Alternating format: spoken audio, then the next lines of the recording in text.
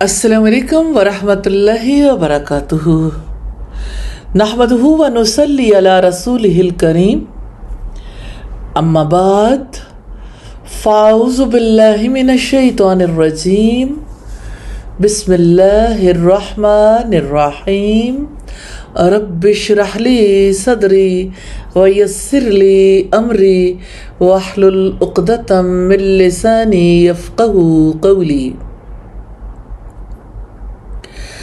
جہانوں کے بادشاہ، ہمارے خالق، ہمارے مالک، ہمارے معبود کی ذات عظیم ہے۔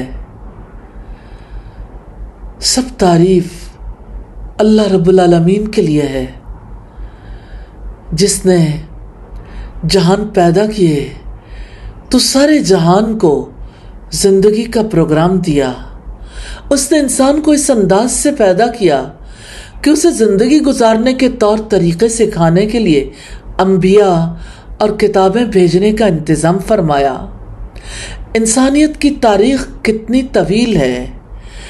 وہ سفر جو سیدنا آدم علیہ السلام سے شروع ہوا، جب وہ مختلف ادوار سے ہوتا ہوا سیدنا عیسیٰ علیہ السلام تک آیا اور 600 برس سے زائد گزر گئے، تو یہ وہ وقت تھا جب اللہ تعالیٰ کی جانب سے نبی صلی اللہ علیہ وسلم کو نبوت ملنے والی تھی۔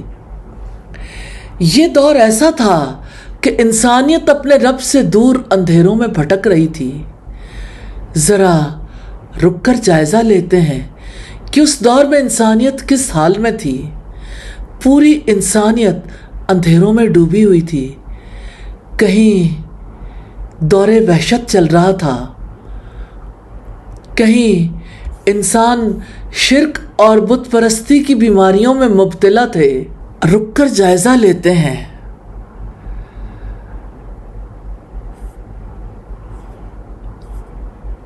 انسانیت کی طویل تاریخ کا، جب اللہ تعالیٰ کے نبی محمد صلی اللہ علیہ وسلم کو نبوت ملنے والی تھی، وہ دور ایسا تھا کہ انسانیت اپنے رب سے دور اندھیروں میں بھٹک رہی تھی۔ پوری انسانیت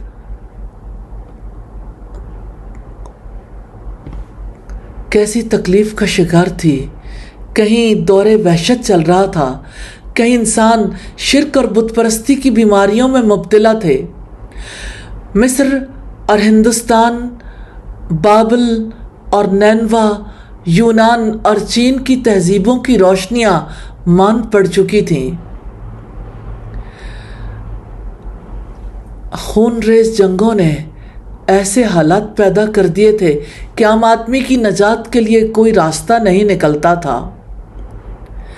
عام آدمی محنت کرتا تھا، بڑی قوتیں اس کو آلہ کار بنا کر اپنا جھنڈا بلند کرتی تھیں۔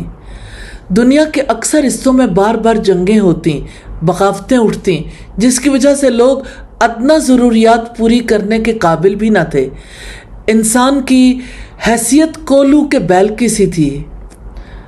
انبیاء کی تعلیمات مٹ چکی تھیں۔ مذہبی طبقوں نے ظالم قوتوں کے ساتھ سودے کر لیے تھے۔ انسان کو نجات کا کوئی راستہ دکھائی نہیں دیتا تھا۔ عرب میں شراب، زنا اور جوئے کی جاہلی ثقافت زوروں پر تھی۔ قریش نے بت پرستانہ مذہبیت کے ساتھ کعبہ کی مجاوری کا کاروبار چلا رکھا تھا۔ مکہ اور طائف کے دولت مندوں نے سود کے جال پھیلا رکھے تھے۔ غلام بنانے کا، غلاموں کا کاروبار کرنے کا سلسلہ جاری تھا۔ انسان خواہش پرستی کی ادنا سطح پر گر کر درندوں اور چوپایوں جیسی زندگی گزار رہا تھا۔ طاقتوروں نے کمزوروں کو بھیڑ بکریوں کے گلوں کی طرح قابو میں کر رکھا تھا۔ یہ تھے وہ حالات جن میں محمد صلی اللہ علیہ وسلم جی رہے تھے۔ ان حالات نے محمد صلی اللہ علیہ وسلم کے دل کے اندر تڑپ پیدا کی تھی۔ آپ حالات کی وجہ سے سوچتے تھے، بے چین ہوتے تھے۔ حالات کی فکر نے آپ کو غار حرا میں کئی دن تک عبادت کرنے پر مجبور کر دیا۔ پھر وہ وقت آ گیا جب اللہ تعالیٰ کے حکم سے، اس کے فیصلے سے سیدنا عیسیٰ علیہ السلام کے تقریباً 600 سے زیادہ برس کے بعد پہلی بار آسمان کا زمین سے وحی کے ذریعے تعلق قائم ہوا۔ پہلی وحی کے نزول کا واقعہ بھی کتنا خوبصورت ہے، بار بار تذکرہ کرتے ہیں لیکن ہر بار اس واقعے سے نیا ذائقہ ملتا ہے۔ سیدہ عائشہ صدیقہ سے روایت ہے، نبی کریم صلی اللہ علیہ وسلم پر وحی کا ابتدائی دور اچھے سچے پاکیزہ خوابوں سے شروع ہوا۔ آپ صلی اللہ علیہ وسلم خواب میں جو دیکھتے تھے صبح کی روشنی کی طرح صحیح ثابت ہوتا، سچا ثابت ہوتا۔ پھر اللہ تعالیٰ کی طرف سے آپ تنہائی پسند ہو گئے اور آپ نے غار حرا میں خلوت نشینی اختیار فرمائی اور کئی دن اور راتیں وہاں مسلسل عبادت اور یاد الہی اور ذکر و فکر میں مشغول رہتے۔ جب تک گھر آنے کو دل نہ چاہتا توشہ ہمراہ لیے ہوئے وہیں رہتے۔ توشہ ختم ہونے پر ہی اپنی اہلیہ سیدہ خدیجہ کے پاس تشریف لاتے اور کچھ توشہ ہمراہ لے کر پھر وہاں جا کر خلوت نشیں ہو جاتے۔ یہی طریقہ جاری رہا یہاں تک کہ آپ پر حق منکشف ہو گیا اور آپ غار حرا میں ہی قیام پذیر تھے کہ اچانک جبریل علیہ السلام آپ کے پاس حاضر ہوئے اور کہنے لگے، اقرا، اے محمد پڑھو۔ آپ فرماتے ہیں، میں نے کہا، ما انا بقارئ، میں پڑھنے والا نہیں ہوں، پڑھنا نہیں جانتا۔ آپ فرماتے ہیں، فرشتے نے مجھے پکڑ کر اتنے زور سے بھینچا کہ میری طاقت جواب دے گئی، پھر مجھے چھوڑ کر کہا، اقرا، پڑھو۔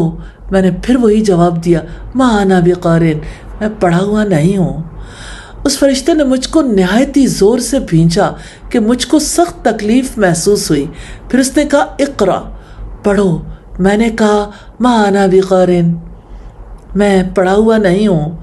فرشتے نے تیسری بار مجھ کو پکڑا، مجھے بھینچا، مجھے چھوڑ دیا اور کہنے لگا، اقرا بسم ربک الذی خلق، پڑھو اپنے رب کے نام کی مدد سے جس نے پیدا کیا۔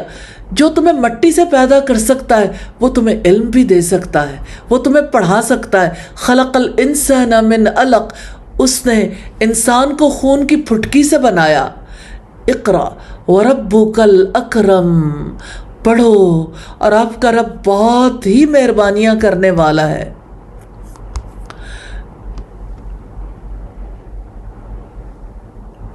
علم کا رشتہ رب کے نام سے جوڑنے کے لیے اللہ سبحانہ و تعالیٰ نے پہلی وحی میں یہ پیغام دیا تھا۔ سورہ العلق کا پیغام ہمیں بتاتا ہے کہ علم رب کے نام سے ہے، پڑھو اپنے رب کے نام سے جس نے پیدا کیا۔ پہلی وحی میں ہی خالق سے رشتہ جوڑ دیا گیا۔ خلق الانسان من علق، پھر تخلیق انسان کے بارے میں واضح فرما دیا کہ اس نے تو انسان کو خون کی پھٹکی سے پیدا کیا۔ اقرا وربک الاکرم، پڑھو آپ کا رب مہربانیاں کرنے والا ہے۔ الاکرم سے علم کے رشتے کو جوڑا گیا۔ پھر فرمایا، الذی علم بالقلم، جس نے قلم کے ذریعے سے علم سکھایا۔ علم الانسان ما لم یعلم، اس نے انسان کو وہ علم دیا جو وہ جانتا نہیں تھا، معلوم سے نامعلوم تک کا سفر کروایا۔ کیسے؟ اندھیروں سے روشنی میں لا کھڑا کیا۔ یہی آیات ہیں آپ صلی اللہ علیہ وسلم جبریل علیہ السلام سے سن کر اس حال میں غار حرا سے واپس ہوئے کہ آپ کا دل اس انوکھے واقعے سے کانپ رہا تھا۔ اس وقت اگر ساری دنیا کے مفکروں، فلسفیوں، دانشوروں اور ذہین ترین انسانوں سے کہا جاتا کہ آپ غور و فکر کر کے بتائیں کہ 600 برس کے بعد وہی آنے والی ہے، ایسے موقع پر اس دنیا کو کیا پیغام ملنے والا ہے، انسانوں کو کس چیز کی تعلیم دی جانے والی ہے، تو کیا کوئی سوچ سکتا تھا کہ یہ پیغام اقرا ہوگا؟ کوئی سوچ نہیں سکتا تھا کہ یہ پیغام اقرا کا ہوگا۔ اس وقت کی دنیا کے حالات دیکھیں، جہالت کا دورہ تھا۔ انسان اپنے خالق، مالک اور معبود سے ناواقف تھے۔ کروڑوں معبود ایسے تھے جن کو پوجا جا رہا تھا۔ پوری انسانیت پر گویا شرک کا شامیانہ پورے طریقے سے تنا جا چکا تھا۔ پھر مکہ کی سرزمین کو دیکھیے، ایسا علاقہ جہاں جہالت تھی، ناخواندگی تھی، اب وہیں پر آسمان سے وحی نازل ہو رہی ہے، اور جس پر وحی نازل ہو رہی وہ بھی ناخواندہ ہے، امی ہے، پوری کی پوری قوم ان پڑھ ہے۔ ایسے موقع پر کیا کوئی سوچ سکتا تھا کہ پہلی وحی میں اقرا، پڑھنے کا، علم کا اور علم کے حصول کے لیے پروسیجر کا تذکرہ ہوگا؟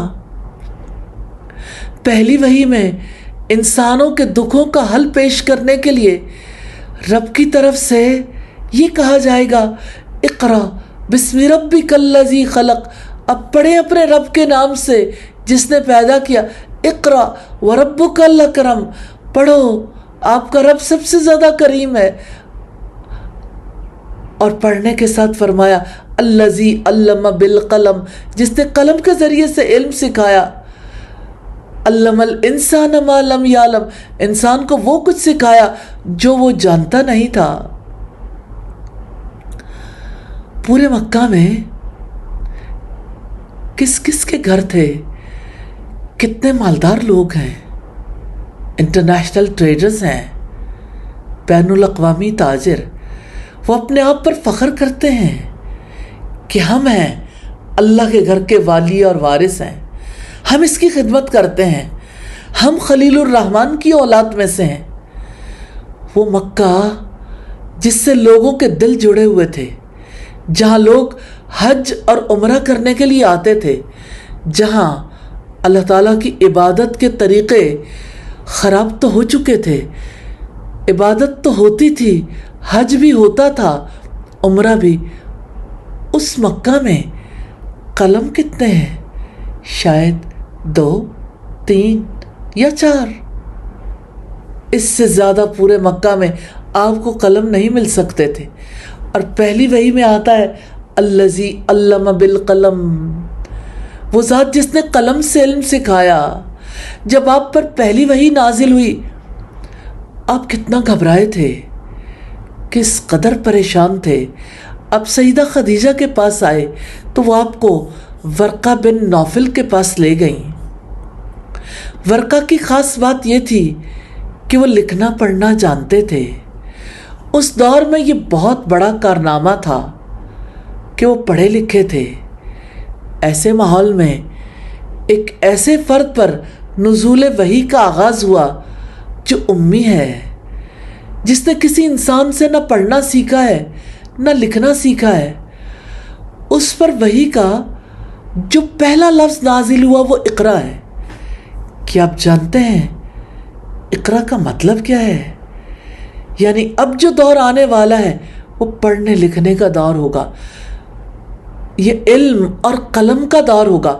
ہم تو دور کا اندازہ لگاتے ہیں، پتھر کا دور، لوہے کا دور۔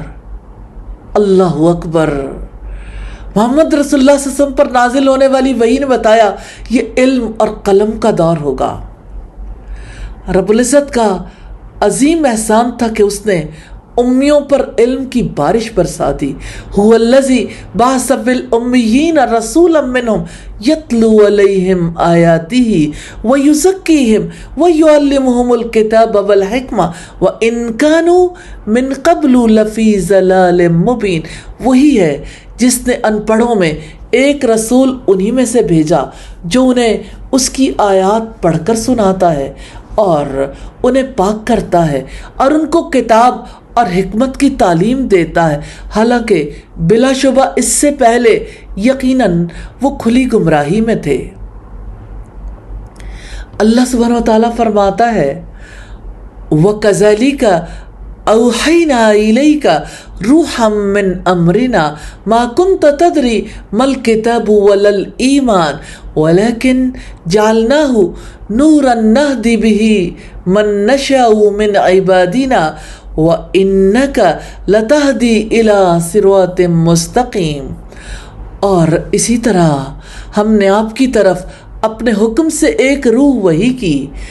آپ نہیں جانتے تھے کہ کتاب کیا ہے اور نہ یہ کہ ایمان کیا ہے، لیکن ہم نے اسے ایک روشنی بنا دیا ہے جس کے ساتھ ہم اپنے بندوں میں سے جسے چاہتے ہیں ہدایت دیتے ہیں، اور یقیناً آپ سیدھے راستے کی طرف رہنمائی کرتے ہیں۔ یوں نزول وحی کے ساتھ ہی علم اور قلم کا عہد شروع ہوا۔ آپ صلی اللہ علیہ وسلم کی زندگی کا بڑا حصہ تعلیم کی اشاعت اور توسیع میں گزرا۔ آپ کے معمولات میں تعلیم کو اول ترجیح حاصل رہی ہے۔ آپ نے عظیم الشان انقلاب کی بنیاد تعلیم پر رکھی۔ اقرا سے آپ نے تعلیم کا آغاز فرمایا۔ آپ کی مسلسل سٹرگل کے نتیجے میں 23 سال کے اندر ریاست مدینہ میں خواندگی کی شرح 80% سے تجاوز کر گئی۔ اللہ اکبر۔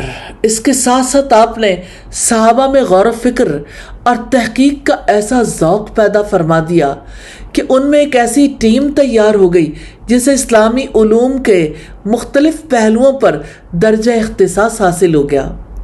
حصول علم، نشر علم اور توسیع و اشاعت علم کے لیے آپ نے ہر تدبیر اختیار کی جو اس دور میں ممکن تھی۔ اس سلسلے میں آپ نے ترغیب و ترہیب دونوں سے کام لیا۔ غیر رسمی تعلیم، انفارمل ایجوکیشن کے ساتھ ساتھ آپ نے رسمی تعلیم، فارمل ایجوکیشن کا انتظام فرمایا۔ صفہ کی صورت میں باقاعدہ اقامتی درسگاہ قائم فرمائی جس میں بیک وقت 72 سے زیادہ طالب علم زیر تعلیم رہتے تھے۔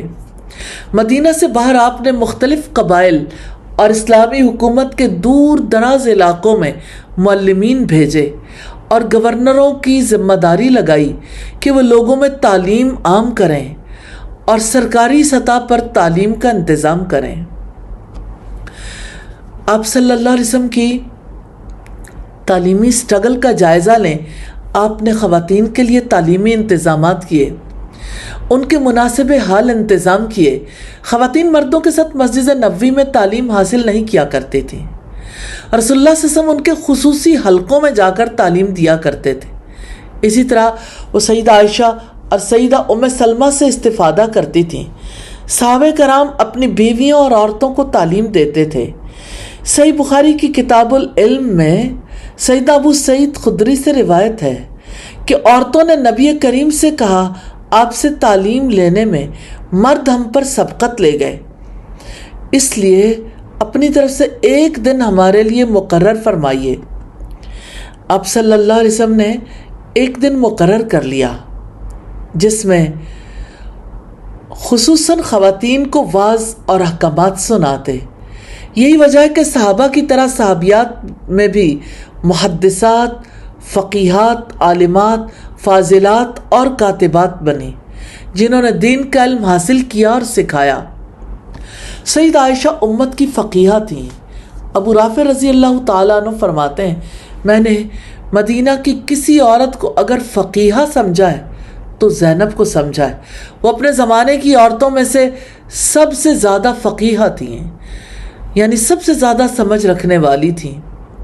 بچوں کے لیے تعلیمی انتظامات دیکھیں تو رسول اللہ صلی اللہ علیہ وسلم مقامی بچوں پر بھی انتہائی شفقت اور مہربانی فرمایا کرتے تھے، ان کی تعلیم کے حوالے سے خصوصی توجہ دیتے تھے۔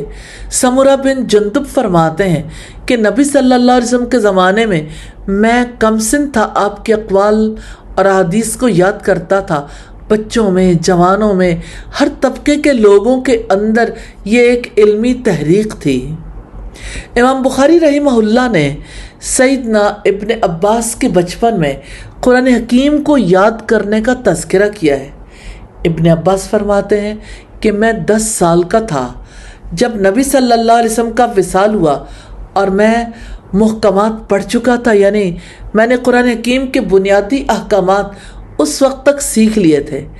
اس سے ہمیں پتہ چلتا تھا کہ 10 سال کے بچوں کو بھی اللہ کے رسول صلی اللہ علیہ وسلم نے تعلیم دی تھی۔ اس طرح عرب کے بدوؤں کو جنگوں سے ہٹا کر تعلیمی محاذ پر لا کھڑا کرنے کا کارنامہ اتنا بڑا کارنامہ تھا جس کی مثال تاریخ میں نہیں ملتی۔ وہ تھوڑے ہی عرصے میں دنیا کے امام بن گئے۔ اس بڑے کارنامے کا نقطہ آغاز اقرا تھا۔ اس تبدیلی کا آغاز علم سے ہوا۔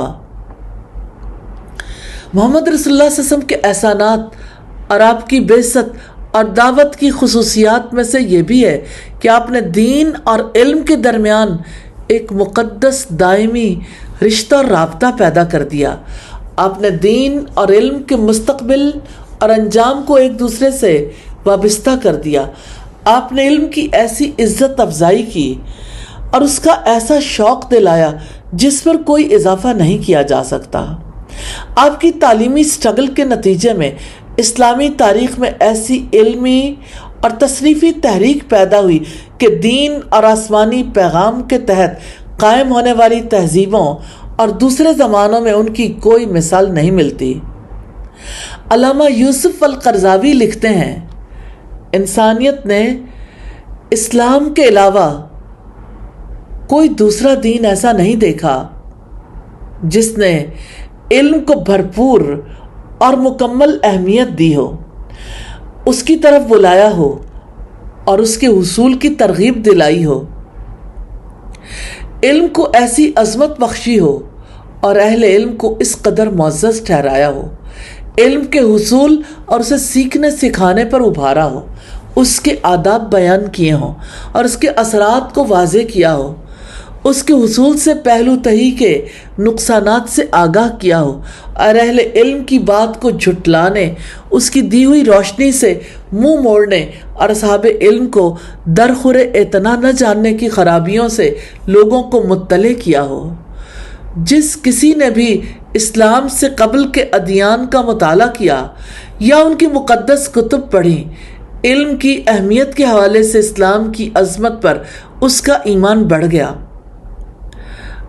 آپ عہد نامہ جدید کے اسفار مقدسہ پڑھ ڈالیں، ممکن نہیں کہ عقل، فکر، نظر، برہان، علم، حکمت یا ان سے مشتق دوسرے الفاظ یہ اس مفہوم کو واضح کرنے والے اور الفاظ آپ کی نظر سے گزریں۔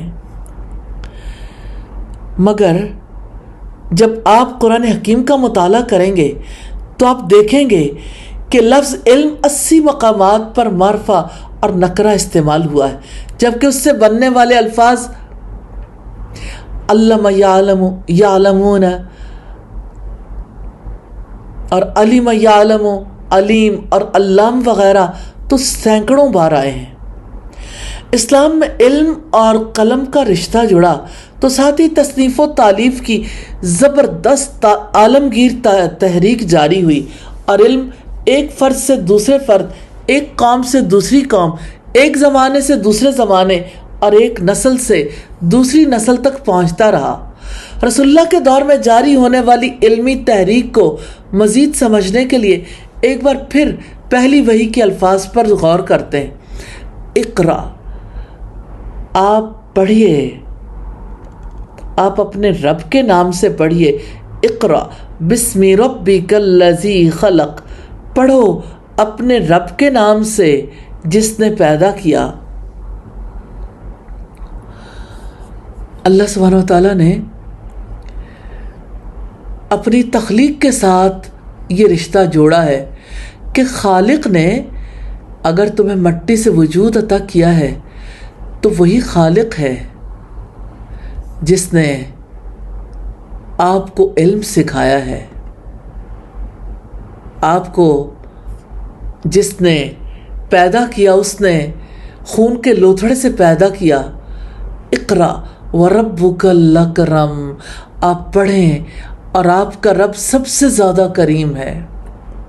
وہ ذات جس نے قلم سے علم سکھایا، اس نے انسان کو وہ کچھ سکھایا جو وہ جانتا نہیں تھا۔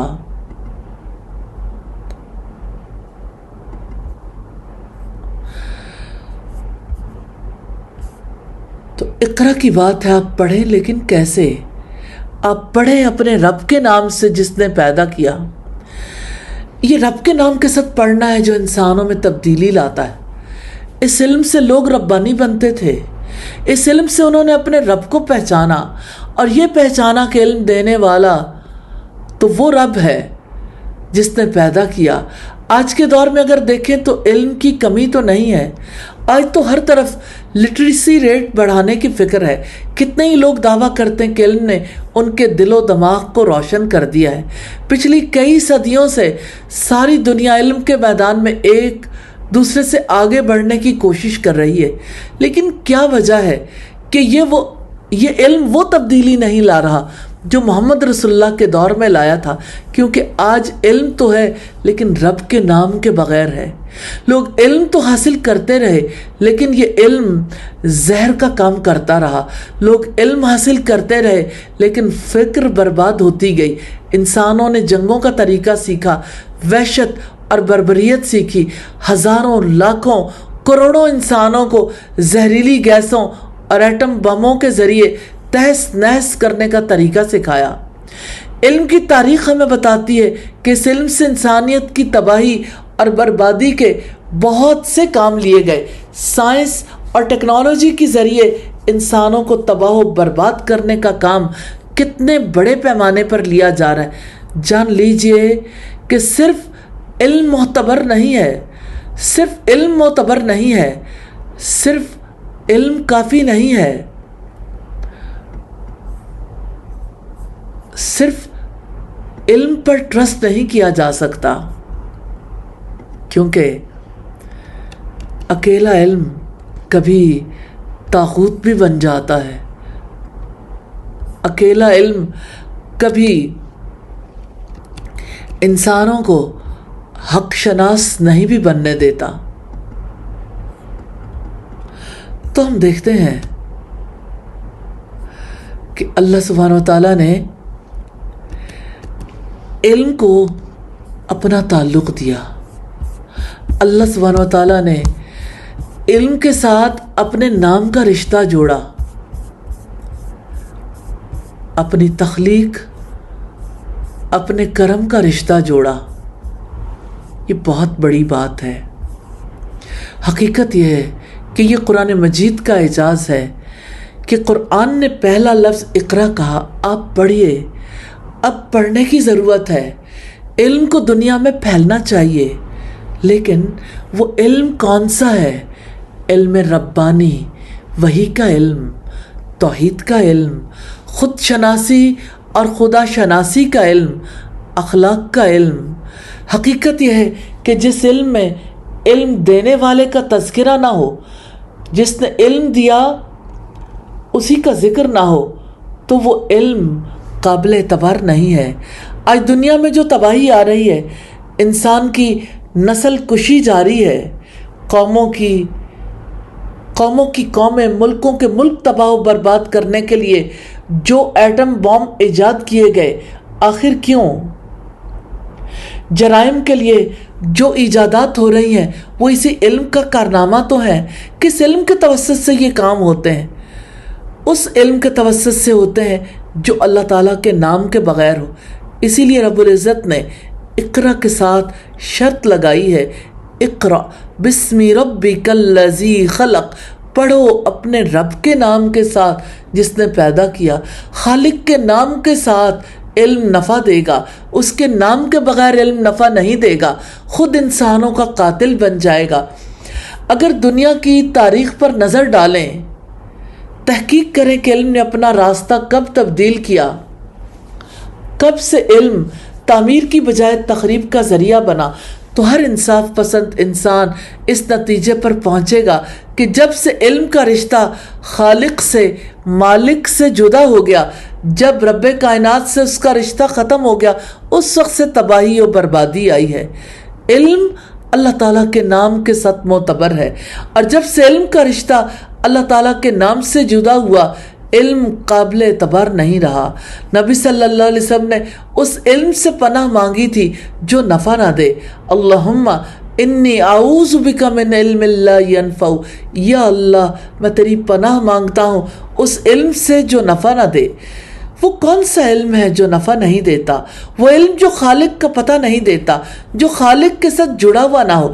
اس علم سے پناہ مانگنی چاہیے جو اللہ تعالیٰ کے نام سے نہ ہو، جو اللہ تعالیٰ کے ساتھ رشتہ نہ جوڑتا ہو۔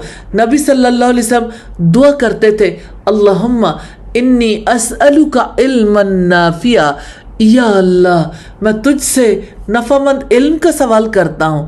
حقیقت یہ ہے کہ علم کا نفع رب کے نام کے ساتھ ہی نصیب ہوتا ہے۔ پہلی بات جو جاننے کی ضرورت ہے، جانتے ہیں وہ کیا ہے؟ کہ ہمارا خالق، ہمارا مالک کون ہے جو ہمیں پالتا ہے۔ آج کی دنیا میں ذرا جائزہ تو لیجئے، کتنے دانشور ہیں، کتنے فلسفی ہیں، کتنے سائنٹسٹ ہیں جن کو یہی معلوم نہیں کہ ان کو پیدا کرنے والا کون ہے، جو یہ نہیں جانتے کہ وہ کیوں پیدا ہوئے، ان کی زندگی کا مقصد کیا ہے، جو یہ نہیں جانتے کہ نیکی اور بدی میں کیا فرق ہے، جو یہ نہیں جانتے کہ ہمارا خالق، ہمارا پیدا کرنے والا ہم سے کیا چاہتا ہے، وہ ہمیں کس راستے پر لگانا چاہتا ہے، وہ ہمیں کون سا عقیدہ دیتا ہے، وہ کیا چاہتا ہے، ہماری عادات کیسی ہوں، ہمارے طور طریقے، ہمارے لوگوں سے تعلقات کیسے ہوں، ہمارے معاملات کیسے ہوں، ہماری معیشت، معاشرت، ہماری سیاست کیسی ہو، اس کائنات، عام انسانوں اور اس دنیا اور اس کے انجام کے بارے میں اور اپنی ذات کے بارے میں ہمارا طرز عمل کیسا ہونا چاہیے۔ جب ان بنیادی سوالات کا ہی علم نہ ہو تو پھر ایسے علم کا کیا فائدہ جو علم رب کے نام کے بغیر ہو۔ جانتے ہیں اس میں ایک خاصیت پیدا ہو جاتی ہے، وہ علم زہریلا ہو جاتا ہے۔ زہر میں یہ خاصیت ہے، ایک لمحے میں انسان کو برباد کر سکتا ہے، اور علم زہریلا ہو جائے تو سینکڑوں، لاکھوں، کروڑوں انسانوں کو برباد کر سکتا ہے۔ اگر انسان یہی نہ جانے کہ ہمارا خالق کون ہے، ہمارا مالک کون ہے، کس نے ہمیں دنیا میں بھیجا ہے، ہماری صلاحیتیں، ارادے تو ہیں لیکن قبضہ کس کا ہے، اگر کوئی یہ نہ جانے کہ ہمارا خالق غیب کا علم رکھتا ہے، وہ دل کے ارادوں سے بھی واقف ہے اور کائنات کی کوئی چیز اس سے چھپی بھی نہیں، تو ایسے علم کا کوئی فائدہ نہیں ہے جس علم کے توسط سے ہمیں یہ بنیادی معلومات نہ ملیں۔ حقیقت یہ ہے کہ علم ایک نور اور اللہ تعالیٰ کی ایک صفت ہے۔ اس علم سے ایک طرف جہالت کی تاریکیاں دور ہوتی ہیں تو دوسری طرف انسان کی چشم بصیرت روشن ہوتی ہے۔ علم کا مقصود ہے پاکی عقل و خرد، فقر کا مقصود ہے عفت قلب و نگاہ۔ یہی وجہ ہے کہ اللہ سبحانہ وتعالیٰ نے علم رکھنے والے اور علم نہ رکھنے والے کے درمیان فرق ان الفاظ میں واضح فرمایا، قُلْ هَلْ يَسْتَوِي الَّذِينَ يَعْلَمُونَ وَالَّذِينَ لَا يَعْلَمُونَ۔ آپ کہہ دیں کہ کیا وہ لوگ جو جانتے ہیں اور جو نہیں جانتے وہ برابر ہوتے ہیں؟ ہرگز برابر نہیں ہو سکتے۔ بالکل ایسے ہی جیسے ایک زندہ شخص اور مردہ، ایک سننے والا اور دوسرا بہرا، ایک دیکھنے والا اور دوسرا اندھا کبھی برابر نہیں ہو سکتے۔ تو اللہ سبحانہ وتعالیٰ کے یہاں علم والوں کا کیا مقام ہے؟ رب العزت نے فرمایا، يَرْفَعِ اللَّهُ الَّذِينَ آمَنُوا مِنْكُمْ وَالَّذِينَ أُوتُوا الْعِلْمَ دَرَجَاتٍ۔ اللہ تعالیٰ ان لوگوں کے درجات بلند کرے گا جو تم میں سے ایمان لائے اور جن کو علم دیا گیا ہے، اللہ تعالیٰ ان کو بلند درجے عطا فرمائے گا۔ تو معلوم ہوا کہ ایک عام شخص روشنی کا وہ مینار ہے جو خود بھی راہ ہدایت کا خوگر ہوتا ہے اور بھٹکی ہوئی انسانیت کے لیے درست منزلوں کا تعین کرتا ہے اور اسے صراط مستقیم پر گامزن رکھتا ہے۔ کسی شاعر نے کیا خوب کہا ہے، پہ علم از چون شمع باید گداخت، کہ بے علم نہ تما خدا را شناخت۔ صاحب علم ایک ایسے خزانے کا مالک ہے جسے نہ چور چرا سکتا ہے، نہ آگ جلا سکتی ہے، نہ کوئی آندھی اور طوفان یا سیلاب اسے بہا کر لے جا سکتا ہے، بلکہ اسے جتنا خرچ کیا جائے اتنا ہی بڑھتا ہے۔ علم کی انہی خصوصیات کی بنا پر سیدنا علی کا یہ کہنا رضینا قسمت الجباری فینا لنا علم وللجہال مال ان المال یفنا عن قریب ان المال یفنا عن قریب وان المال یبقى لا یزال۔ ہم اپنے بارے میں اللہ جبار و قہار کی اس تقسیم پر راضی ہو گئے کہ اس حقیقی منعم کی توفیق سے ہمارے لیے علم اور جاہلوں کے لیے مال ہے، اس لیے کہ مال و دولت تو عنقریب فنا کے گھاٹ اتر جانے والا ہے، جبکہ علم لا زوال دولت ہے جو ہمیشہ باقی رہے گی۔ آپ مزید فرمایا کرتے تھے العلم خیر من المال، علم بہرحال مال سے بہتر ہے۔ العلم یحرسک وانت تحرس المال، اس لیے کہ علم تیرا پاسبان ہے اور مال کی تجھے نگہداشت کرنی پڑتی ہے۔ مگر ساتھ ہی ساتھ یہ بات یاد رکھیے گا کہ علم میں یہ تاثیر یا اہل علم کی یہ قدر و منزلت صرف اسی صورت میں ہوگی جب حاصل کیا جانے والا علم حقیقی علم ہو اور اسے حاصل کرنے والا شخص اخلاص سے بھرپور اور خشیت الہی کا حامل ہو، ورنہ جس طرح بغیر عمل کے علم وبال ہے، بعین ہی بغیر علم کے عمل گمراہی ہے۔ نبی صلی اللہ علیہ وسلم نے فرمایا من تعلم علما یبتغى به وجہ اللہ عز وجل، جس شخص نے ایسا علم جس سے اللہ تعالیٰ کی رضا اور خوشنودی حاصل ہوتی ہو، لا يتعلمه الا لیصیب به عرضا من الدنیا لم یجد عرف الجنہ، تو اس شخص نے تو اسے اس لیے سیکھا کہ اس سے دنیا کا سامان اکٹھا کرے، تو وہ قیامت کے دن جنت کی خوشبو تک بھی نہیں پا سکے گا۔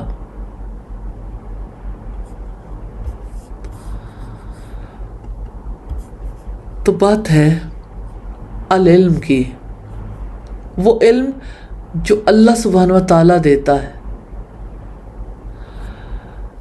آج اس کورس کی پہلی کلاس تھی جس میں ہم نے دیکھا اسلام اور علم کے درمیان پاکیزہ رشتہ ہے، اور پہلی وحی میں علم اور قلم کا تذکرہ اور اس کی اہمیت، اس امت کا آغاز علم سے ہوا۔ مسلمان علم سے بے نیاز نہیں رہ سکتے، اور علم کا رشتہ رب کے نام سے جوڑنا ضروری ہے۔ علم سے ہی اس امت کی قسمت وابستہ ہے۔ اور دوسرا، علم کی اہمیت، فرضیت اور فضیلت۔ تیسرا، رسول اللہ کی علمی کاوشیں، دا پروفٹ محمد's struggle for knowledge۔ اور چوتھے، علم عبادت ہے، knowledge as an act of worship۔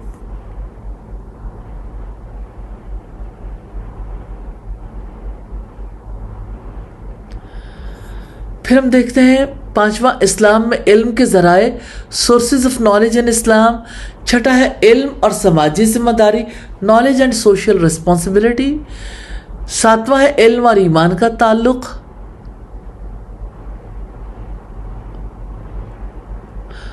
The link between faith and knowledge.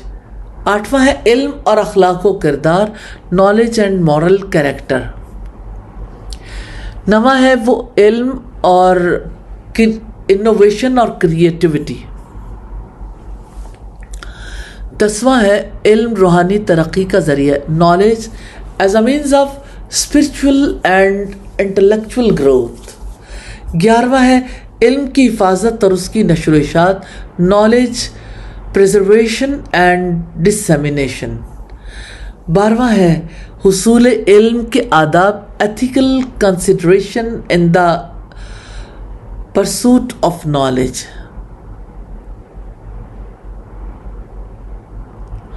اللہ سبحانہ و تعالیٰ سے دعا ہے ہم سب کو علم عطا فرمائے، اسے پختہ کرنے کی توفیق دے۔ اللہ سبحانہ و تعالیٰ سے دعا ہے کہ وہ ہماری علم کے میدان میں ہر طرح کی رہنمائی فرما دیں. آمین ثم آمین. سبحانک اللہم و بحمدک نشہد ان لا الہ الا انت نستغفرک و نتوب الیک. السلام علیکم ورحمۃ اللہ وبرکاتہ.